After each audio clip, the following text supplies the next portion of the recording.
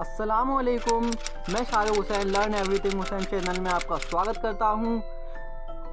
दोस्तों, सी लैंग्वेज की सीरीज़ चल रही थी जिसमें आज मैं सेकंड लेक्चर इस पर बना रहा हूं। इसमें मैं सी लैंग्वेज के बेसिक स्ट्रक्चर के बारे में, इसमें जो फंडामेंटल जो क्या क्या यूज होते हैं, फंडामेंटली फंक्शंस, डॉक्यूमेंट सेक्शन, वो मैं बता रहा था। इसमें मैंने डॉक्यूमेंट सेक्शन में बता चुका हूँ और उसकी जो वीडियो है उसका दोस्तों मैंने लिंक डिस्क्रिप्शन में डाल दिया है, आप वहाँ से देख लीजिए। तो देखिए, इसमें डॉक्यूमेंट सेक्शन के बाद आता है लिंक सेक्शन। जी दोस्तों, लिंक सेक्शन। अब दोस्तों देखिए, लिंक सेक्शन क्या होता है। जैसे कि आपको मैं बता चुका हूँ कि सी में बहुत सारे फंक्शंस यूज होते हैं और वो फंक्शंस किसी ना किसी हेडर फाइल में स्टोर होते हैं। तो हमें उस हेडर फाइल से हमें उस हेडर फाइल को लिखना पड़ता है। हमें उस हेडर फाइल को लेंगे और उस हेडर फाइल में वो फंक्शंस होगा। जैसे मैं आपको एक एग्जांपल दूं कि देखिए, मेरे पास ये 3 बैग है।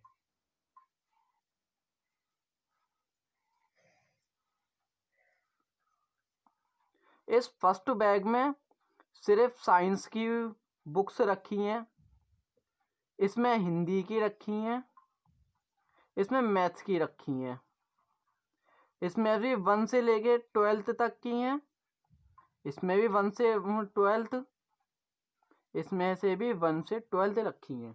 अब जैसे मैं एक एग्जांपल बतौर लूँ कि मुझको 6 क्लास की हिंदी की बुक्स चाहिए।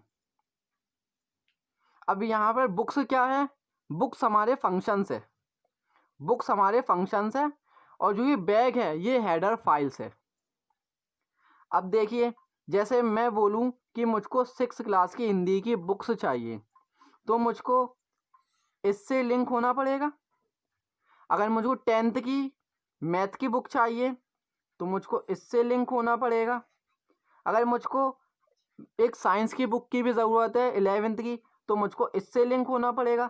तो ऐसे ही मुझको जिस जिस बुक की मुझको हेल्प चाहिए, जो बुक मुझको चाहिए, मुझको उस बैग से लिंक होना पड़ेगा। इसी तरीके से आपको जो फंक्शन चाहिए तो हमको उस हेडर फाइल से लिंक होना पड़ेगा जिसमें वो फंक्शन डिफाइंड है। क्लियर? इतना समझ में आया? आई रिपीट कि जिस हेडर फाइल में जो फंक्शन मौजूद है, डिफाइंड है, हमको वो फंक्शन लेने के लिए उस हेडर फाइल को लिखना पड़ेगा।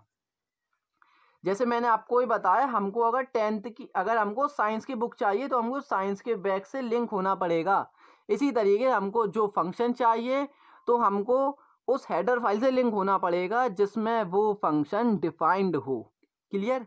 अब देखिए, तो मैं थोड़ा बहुत मैं लिखा देता हूँ जिससे कि आपकी भी नोट्स क्लियर हो जाए, थोड़े बहुत आपके भी नोट्स बनते रहे। वैसे मैं ज़्यादा नहीं लिखाऊंगा, बस 2-4 लाइनें लिखाऊंगा जिससे कि आपको वो पढ़कर समझ आ जाए कि ये होता क्या है। अब लिंक सेक्शन देखिए, तो आप इसमें 2 लाइनें लिख लीजिए।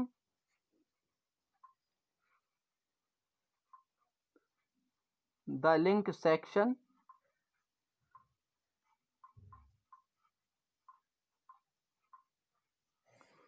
provides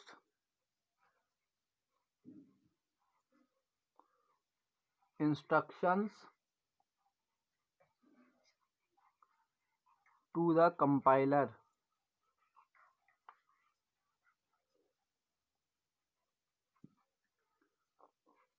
to link functions from to link functions। तो आप ये लिखिए, the link section provides instructions to the compiler to link section. तो देखिए, आपको पढ़ के समझ रहे हो, द लिंक सेक्शन प्रोवाइड्स, जो लिंक सेक्शन है, ये जो लिंक सेक्शन क्या प्रोवाइड्स करता है? इंस्ट्रक्शंस प्रोवाइड्स करता है। किसके? कंपाइलर को इंस्ट्रक्शन प्रोवाइड्स करता है टू लिंक फंक्शन से लिंक होने के लिए। ठीक है, मतलब हमको फंक्शन लेंगे तो हमको वो हेडर फाइल लेनी पड़ेगी जिसमें वो लिंक है। अब देखिए मैं अब हेडर फाइल लिखते कैसे है, इसके मैं 2-3 एग्जांपल करा देता हूँ। इसको ऐसे लिखते हैं साइन इंक्लूड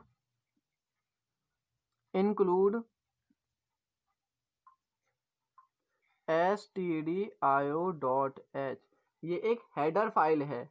stdio.h इसका मतलब है standard input output dot h means header file.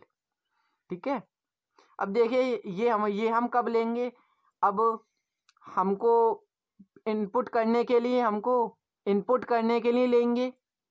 तो इनपुट करने के लिए जो भी हम फंक्शन लेंगे, तो इनपुट करने का हम फंक्शन ले रहे हैं तो उसके लिए stdio.h है, standard input output dot h। Output के लिए हम यही हेडर फाइल लेंगे अगर आउटपुट का हम फंक्शन लेंगे। तो देखिए अभी इसके बारे में ज़्यादा बात ना करते हुए बस आप लिंक सेक्शन पे फोकस कीजिए और लिंक सेक्शन को आप समझ लीजिए। अब ये आपके क्लियर हो गया। अब मैं आगे बताता हूँ डेफिनेशन सेक्शन।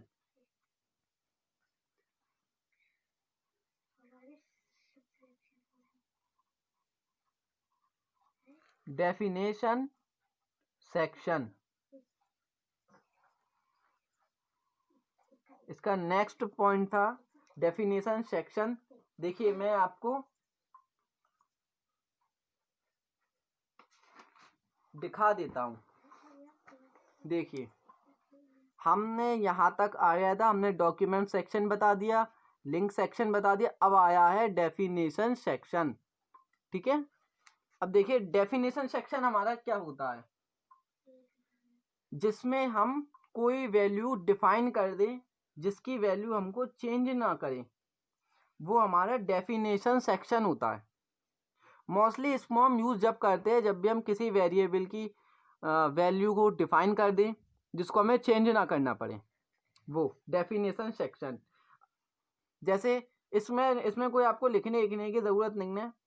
जैसे एग्जांपल मैं बताऊं PI = 3.14 होता है।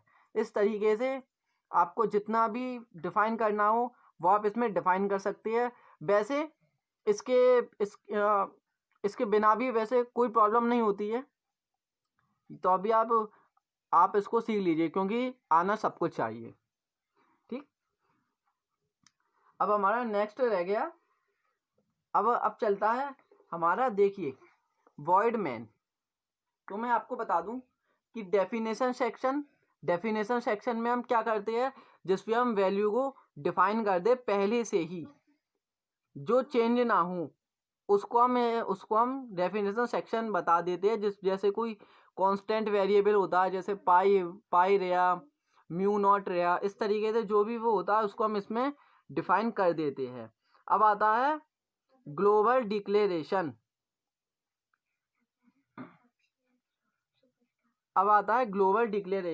अब देखिए ग्लोबल डिक्लेरेशन क्या होता है। ये हमारी एक डिक्लेरेशन होता है, ठीक है, जिसमें हम कोई वैल्यू हम देते हैं। देखिए कैसे,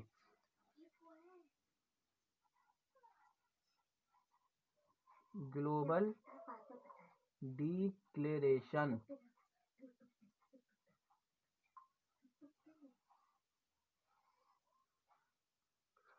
डिक्लेरेशन अब देखिए एक हमारा जो मेन फंक्शन जो होता है, हमने लिखा वॉइड मैन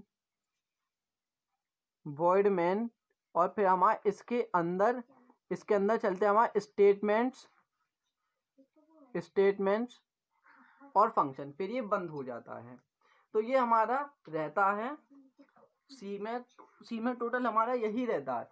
वॉइड मैन लिखते हैं, वॉइड मैन के हमारे सारे इंस्ट्रक्शंस फंक्शंस ये लिखते हैं, और जो वॉइड मैन होता है ये हमारा मेन फंक्शन होता है। ठीक है, अब जब हम वॉइड मैन से पहले जब ऊपर कोई डिक्लेयर करते हैं, इट मीन्स दैट हमने वॉइड मैन से पहले किसी वेरिएबल को हमने वैल्यू दे दी, तो हमारा ग्लोबल डिक्लेरेशन कहलाता है। इसमें भी आपको देखिए कोई ज़्यादा दिमाग लगाने वाली चीज़ नहीं है, बस वॉइड मैन से जो आपने पहले किसी वेरिएबल में वैल्यू दे दी वो हमारा ग्लोबल डिक्लेरेशन होता है। अब ग्लोबल डिक्लेरेशन हमारा किस किस काम में यूज़ आता है, इसको इतना स्पेशल नाम क्यों मिला है, इसकी हम बात आगे करेंगे। अब तो देखिए हम यहाँ तक आ गए। अब वॉइडमेंट, अब declaration part, executable part. Declaration part, जिन वेरिएबल को हमें वैल्यू देना है, जिसमें हम वैल्यू देंगे, वो डिक्लेरेशन पार्ट। और जो एग्जीक्यूटेबल पार्ट, जिसमें हम अपने सारे स्टेटमेंट्स देंगे, उन पे प्रोसेस होगा, रन होगा, तो ये हमारे एग्जीक्यूटेबल पार्ट। ये स्ट्रक्चर मैंने ये इसीलिए बताया, वैसे इसका कोई यूज़ नहीं है, बस समझाने के लिए है कि सी में ये होता है। और फिर यहाँ पर हमारा मेन फंक्शन हो गया बंद। अब आता है हमारा सब रूटीन सेक्शन। सब रूटीन सेक्शन क्या होता है, हमने वॉइड मेन। अब देखिए मैं आपको बताऊं कि ये हमारा मेन फंक्शन था, इसमें हमारा डिक्लेरेशन था, एग्जीक्यूटेबल था, ठीक है, एग्जीक्यूटेबल पार्ट था। अब फिर हमारा चलता है यूज़र डिफाइंड फंक्शन। यहाँ पर अब हम अपने खुद के फंक्शन बनाएंगे। वो फंक्शन बनाएंगे, कोई भी फंक्शन बनाएंगे और उसमें हम अपने इंस्ट्रक्शंस लिखेंगे। जैसे मैं एग्जांपल बताऊं, मैंने कोई SRK कोई फंक्शन बताया, इसमें मैंने स्टेटमेंट लिखना शुरू कर दिए, ठीक है, और फिर मैंने ये फंक्शन को यहाँ पर लिख दिया, ठीक है। तो जब ये एग्जीक्यूट होगा 1 बाई 1 लाइन करके होगा, जब इसको ये लाइन मिलेगी तो ये यहाँ से हटकर इस फंक्शन में आ जाएगा। तो हम ऐसे जितने चाहें उतने यूज़र डिफाइंड फंक्शन बना सकते हैं। अब देखिए इसको हम अगर स्ट्रक्चर से समझे, ये हमारा मेन फंक्शन है, ये मेन फंक्शन है, तो ऐसे छोटे छोटे सब फंक्शन हमारे तैयार हो जाएंगे। हमारे ऐसे छोटे छोटे सब फंक्शन तैयार हो जाएंगे। ये मेन फंक्शन है वॉइड मेन। तो ऐसे हमारे छोटे छोटे सब फंक्शन हमारे क्रिएट हो जाएंगे। इनका फ़ायदा ये होगा कि हमारे प्रोग्राम छोटे छोटे भागों में बट जाएगा, तो फिर हमको उसमें कुछ करेक्शन करने में ईजी, हमको उसको करेक्शन करना थोड़ा ईजी होता है, थोड़ा उसको ईजी रहता है। तो हम ऐसे उसके प्रोग्राम हमारे छोटे छोटे सब मेन फंक्शन के जो प्रोग्राम है वो छोटे छोटे सब फंक्शन में बंट जाता है। तो ये आपके क्लियर हुआ। तो देखिए इसी के साथ ये आपका सेकंड लेक्चर फिनिश होता है, जिसमें आपका जो बेसिक स्ट्रक्चर है ये आपका फिनिश हो गया। अब मैं आपको आगे के लेक्चर में बताऊंगा कि वैल्यू को इनिशियलाइज, वैल्यू हम वेरिएबल में देते कैसे है, उसमें प्रोसेस कैसे होता है, वो प्रिंट कैसे होता है, वो इनपुट कैसे होता है, ये सब मैं आपको नेक्स्ट लेक्चर में आपको बताऊंगा। यहाँ पर अभी आपका बेसिक स्ट्रक्चर फिनिश हो गया। मैं आपको वैसे लिखाने की भी सोच रहा था, पर देखिए अगर मैं लिखाऊंगा तो फिर वीडियो काफ़ी लंबी हो जाएगी, तो इसीलिए मैं आपको ओरली समझाऊंगा। तो क्लियर, आपके इतना समझ में आ रहा? और आप वीडियो देख लेते, सब्सक्राइब और लाइक नहीं करते तो प्लीज़ चैनल को सब्सक्राइब और लाइक कमेंट ज़रूर कर दीजिए। Thank you.